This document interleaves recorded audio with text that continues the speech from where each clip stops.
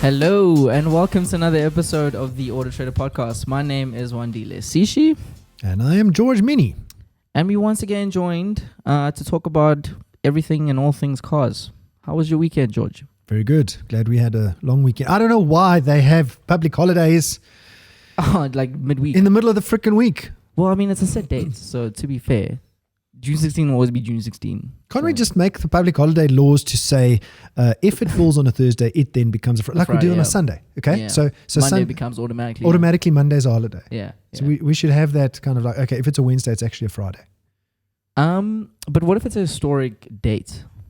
Well, fair enough. I mean, I don't know how to solve that problem. I'm just kind of like, it's stupid Change to the have a calendar, holiday yeah. in the middle of the week. Yeah, it makes sense. Like, long weekend's better. Definitely. I definitely agree with that. It helps with tourism. It helps with tourism. It helps with mental, recuperating. And, so I definitely agree with, maybe we should start a petition and see if we can get the laws changed. There's better things to change than the public holidays. I think we've got too many. I'm going to be... Too many public holidays? Yeah. Are you speaking as a CEO or are you speaking as... It's not good for business, public holidays. It's good for tourism, not good for business. George. Anyways, there was also the F1 that happened this week. And we went to Canada, which was yesterday, actually, yeah. Good race. Good race for us.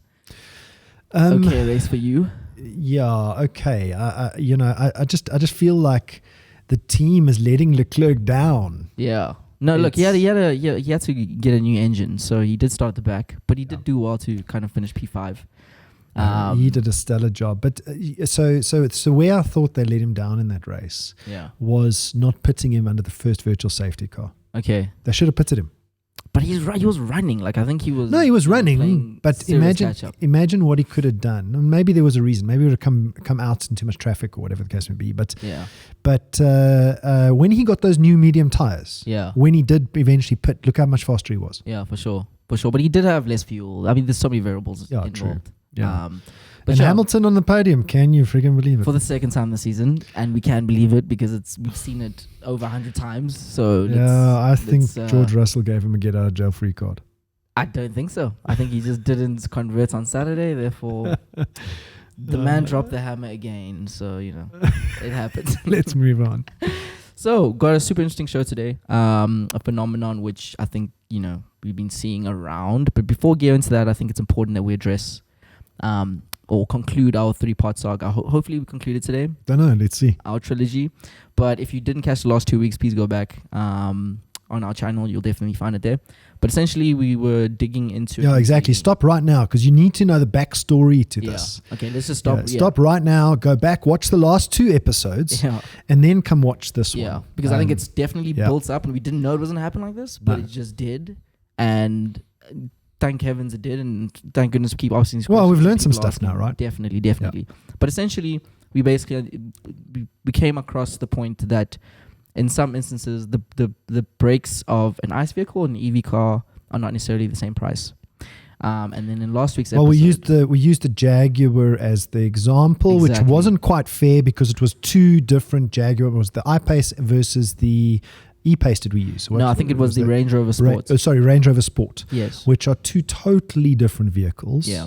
So I don't think it was fair that we compared those 2, but it sent us down this rabbit hole.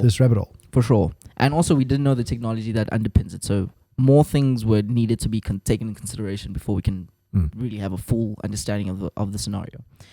So with that being said, you last week asked if we can reach out to our friends at Volvo. Because they've got identical cars. Because they have an identical...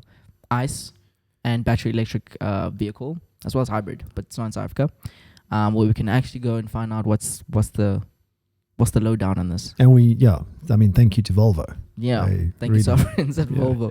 And they did come back. with exactly what we asked for. So essentially, the XC40 battery electric hybrid as well as the XC40 ICE. Yes, all share the exact same platform and share the exact same parts. So on that vehicle or this model, the brake pads are exactly priced the same and it's the exact same parts. That's interesting. So let's do this. I'm going to Google XC40 ICE vehicles weight, which is how much does this thing weigh? XC40 ICE.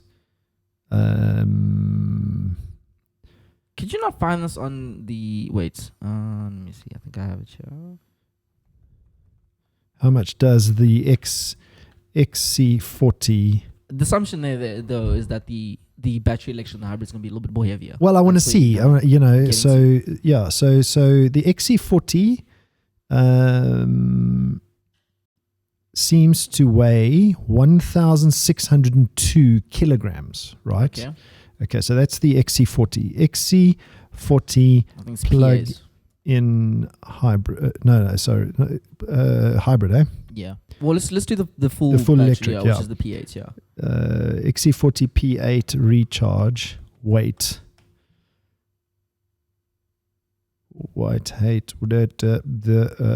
unladen 2.1 tons. 2.1 tons. So it's about 600 odd kilos more. And it's got the exact same brake pads. Yeah. So you're expecting the same brake pads to essentially do the same function. That's what you kind of get. Yeah, you're stopping 600 kilograms. So I'm wondering, in a brake test between the XC40 P8 recharge and the XC40 ICE, we should actually do this. It could be a... Am I sending everybody on a... We're going down into a another 4-part series. So if we take the two cars and we go, from say 60 k's an hour, and we jam on the brakes with both, right? See what the results are. Whether the XC40 P8 recharge actually takes longer to stop. Because my theory would be same brake pads, it would stop. It'll take a longer distance to stop. Well, science will tell you yes, but that is a very extreme scenario where you're slamming on the brakes. One thing that the XC40 P8 does have is the regenerative braking. Regenerative braking, yes. Which maybe then helps even when you slam on brakes. Because when you slam on brakes, the regenerative braking still kicks in, right? I have no idea. No, it does. Okay. It does. Okay. It does. It's still there. Because I can see it in my I-Pace. Even when I jam on brakes, the battery's still charging. Yeah, the battery's still charging. Huh. Well, let's we'll maybe speak to our friends at Volvo again. see if we can set it up. Exactly. Okay, so what did you find? So I went, I think it's important that we take things further, and I went to go and look at one of the premier brake pad manufacturers in the world, Ferodo. So they have an interesting product called the Ferodo Eco Friction. Now, Ferodo has been for decades a premium brake pad. Yes. Yeah. And one of the most widely used original equipment brake pads. Well, brake pads, that you can get. So they have a product called the Eco Friction, which was developed over, I think it's been about 5 years to kind of develop this thing. And the sole purpose of them developing this is they realized that an EV and an ICE, two different applications in terms of how the, how it functions and all the how heavy the car is. And the basis being weight.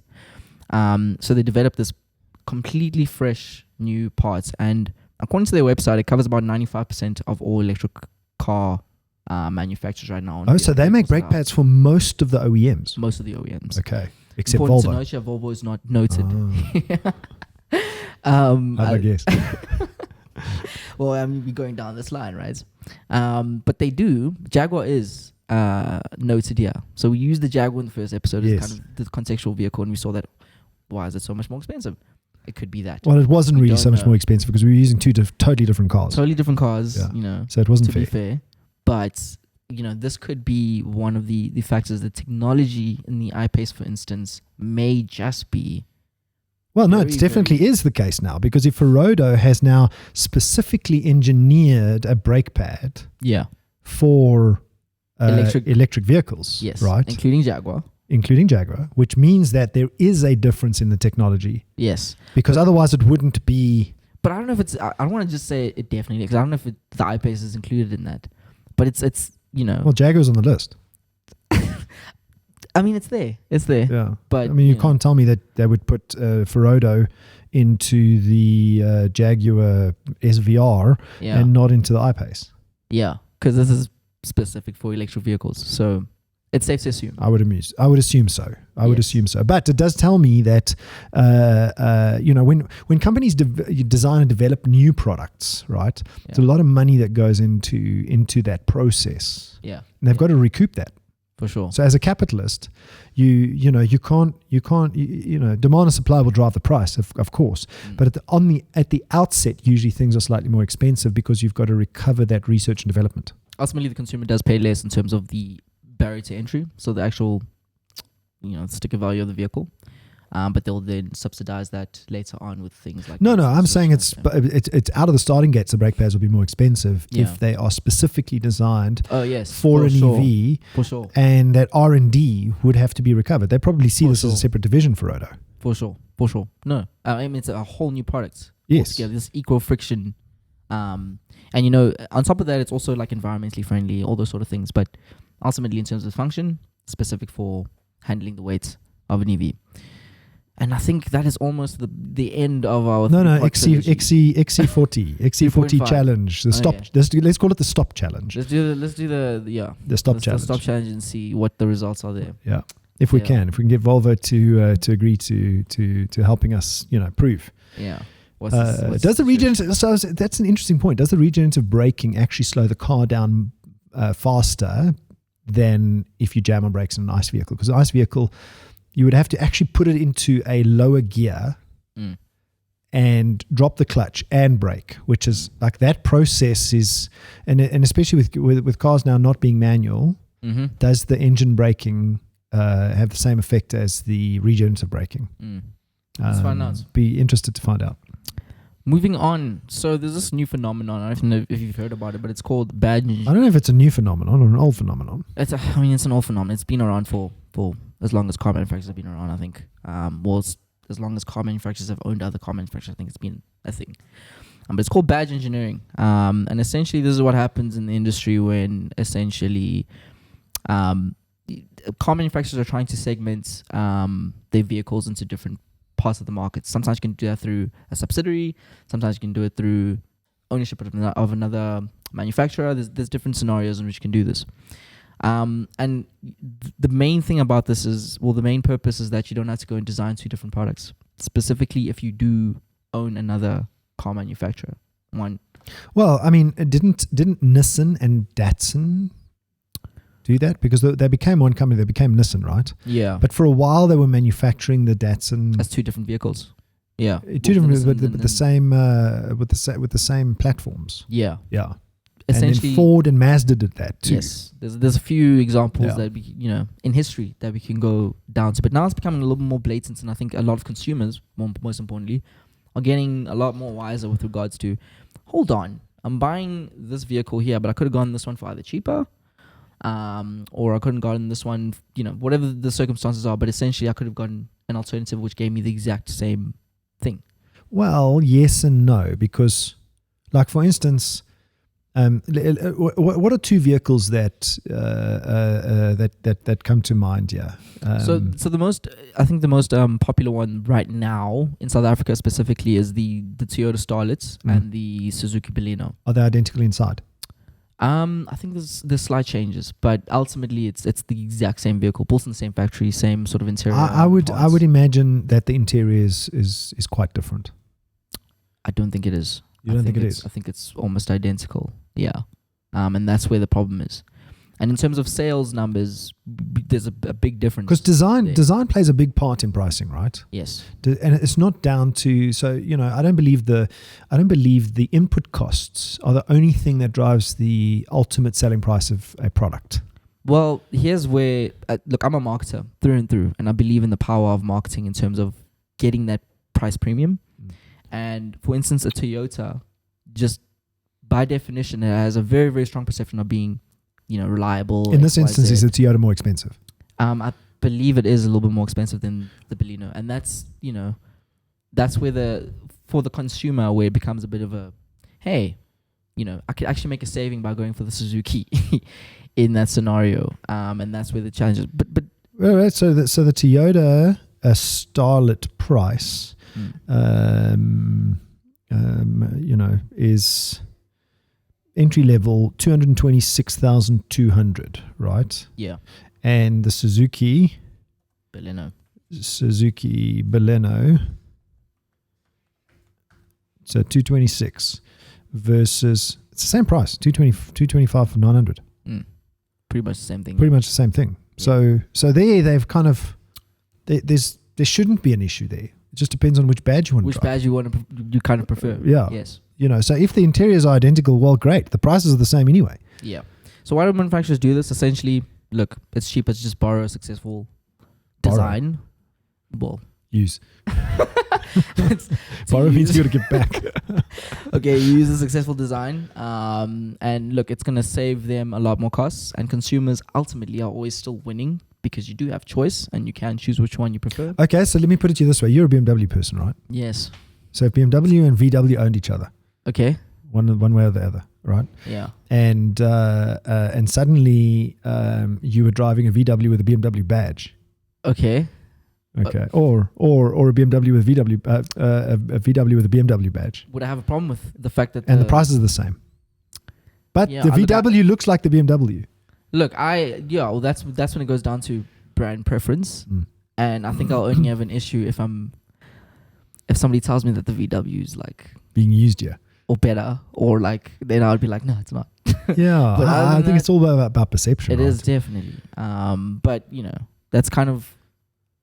Let's talk about if we're speaking on that exact the Toyota Supra was I think the engine was developed by BMW and sent to Toyota, and they kind of tweaked it and tuned it the way they wanted to, but the interior is very much like a BMW. Yeah, and I love that car, despite it being because the inside's a BMW. No, I think it's the best of both worlds. The Supra works in that scenario where we're sharing technology and we're sharing knowledge, and we're developing something it's got kind of the guts of both, but it's something that's special now. Whereas in this scenario, no, it's the same thing in two different vehicles. But there's a car that currently is on the road. It is the Subaru. What is it? What's the car called? And a Toyota. I think it's a Toyota and a Subaru. Which look almost identical. Yeah. It could be the same scenario, yeah, that we're seeing. Exactly. Yeah. And so do you drive the Subaru or do you drive the Toyota when they look almost identical? Well, let's talk about if you're a consumer, what are the implications of this? If you do buy a vehicle which is being rebadged as something else by another manufacturer, something to consider is the pricing of the parts, for instance, going back to the brake situations at the same price. In terms of your support, are you going to get the same support from this brand versus another one? There's different nuances with regards to ownership of this now model that's being shared by two OEMs, which, is worth definitely looking and kind of investigating for yourself. Well, I mean, I think platform sharing is a good thing because it lowers the cost of manufacture. Yes. I think the difference occurs when you have like the car's aesthetics and function identical. So for instance, the dash is exactly the same. The seats are exactly the same. The braking systems are exactly the same. So the platform is one thing and the body is one thing, but because they'll all save money with crumple zones and crash testing and all that stuff. But then you kind of layer that with the design around the car. But that's platform sharing. That's the second instance where you have platform sharing. So the X-Class and the Navara, for instance, where it was same platform, but the experience and the interior and different. The infotainment. And that I think's fine. I think that's perfectly fine. And if you have the other scenario where they actually look identical aesthetically, well, then the price points, I think, like the Toyota and the Suzuki, are the same, and then it's just a preference from a consumer point of view. I don't see any problem with this. No, definitely not. Journalists can moan as much as they want, but the manufacturers have got it right. The Toyota and the Suzuki's price points are the same. Additionally, I think it brings down the cost to the consumer ultimately because now the consumer's getting the same sort of product. Let's say you like Suzuki, but you want a Toyota product or experience. The reliability. You kind of get the same at a much less price for Toyota consumers as well as Suzuki consumers. So everyone else really wins here in terms of... Well, the volume kind of makes the market a better place to be in. It is good to note that it sometimes does not work in some markets. One will do extensively better than the other one just from a perception point of view, or So it doesn't always work. Well, then you haven't really you didn't lose. You didn't lose. You didn't have any R&D in creating a new car. Yeah. You just retract the Suzuki from the market, and Toyota works. So you retract the Toyota because the Suzuki's working. Yeah. You haven't lost anything. Yeah, but I can't understand why people are like, it's lazy and like. It's not lazy. I don't think it's lazy. When Suzuki has built a brand, right, like they have, and Toyota decides, well, you know what, let's share platforms here, and as long as the quality standards are up there and the price point's the same, it's not lazy. It's clever marketing. Yeah, just don't give me don't say BMW versus VW. Make sure that the experience is the same across both, and make sure that brand premium, is not significantly big. This is excluding obviously the after sales services and the customer experience that you get from one brand versus another. But other than that, fair's fair, and if you're honest about it, then I think no one will be completely angry with you. Moving on. So it's been a while since I've asked you a question from Ask AutoTrader. So I found an interesting one which I hope you could help me get to the bottom of. But essentially, Kasim, if you cross out Kasim, asked, what should I do when I found out the vehicle I bought is 7 years older than advertised? So this gentleman bought this vehicle and it was advertised as a 2007 model car. They sent it back to the dealership because they were experiencing some issues with it after they bought it. And they were like, what's going on here? And essentially he sent it back to the manufacturer, who came back to him and told him that this car is actually a 2000 model and not actually a 2007 model. And when he asked for the paperwork, he got some of the paperwork and he just was unsure if it was authentic. But from the manufacturer, it was confirmed already that it was old. What does he do in that scenario? Well, I mean, so we've got to take one thing into account here. And that is year of manufacture versus year of first registration. There can be a difference. Yes. Okay. So I buy a 2022 car. Doesn't mean it was in November or December, but it's only registered in January. Yeah. Right. Then it's or I go into the dealership and this thing is standing on the floor. It's brand new. Year of manufacture is last year, or even the year before. Okay. But it's the year of first registration is 2 years later. Right. Now, those instances can occur. They don't occur very often, but they can occur. I would imagine that 7 years is a little bit of a long window. It's kind of a stretch, yeah. It's it's a stretch to believe that a car would stand brand new unless it's bubble wrapped or something. And its first year of registration is 2007, right? So the first thing I would do if I was a consumer is check year of manufacture and year of first registration. Okay. Right? Because you could pick up something there. Yeah. Right. And I think the consumer, and we keep saying, do your research. Unfortunately, you missed this. Yeah. Because you didn't do your research properly. Right. Now, it could be that the dealer that sold it fraudulently misrepresented it. Okay. And I would have to, look at the ads, which we're not going to do, in this particular show, because we don't have access to what the ad actually looked like and what the scenario was. So we don't know. We don't know all the details. We don't know all the details. So did the dealer fraudulently misrepresent the car? Because then there could be possible fraud at play there. Okay. But the chances of that are also low. But it could happen. It could happen. You don't know, right? Yeah. So the best way to kind of approach this is really to go to the ombudsman and to go and they're a good middle mediator, arbitrator, kind of somebody that will look at the case. Don't think the ombudsman is just there for the side of the consumer. The ombudsman is there on the side of the right. They're not there. They're not going to take a rubbish story and just kind of make the consumer right necessarily. Yeah. They're going to look for the detail and they're going to look for, what was the actual scenario here.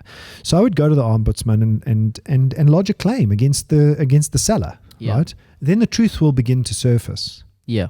And then you can figure out where this all went wrong. So that's what I would do. I mean, ultimately, I suppose you could chat to a lawyer. Yeah. But that's kind of spending money before you really find out the underlying scenario. Yeah. I wouldn't go that far initially. How would one avoid this scenario altogether at the very beginning? Find out year of manufacture. Yeah. Ask for the proof of, when was this car made? When was it imported? Like there has to be documentation around that car and when it was made and when it was imported, or either or, and then year of first registration. Sometimes there's a subtle difference. Yeah. That's basically all the time we have for. Thank you so much, George, for another episode. Go Leclerc.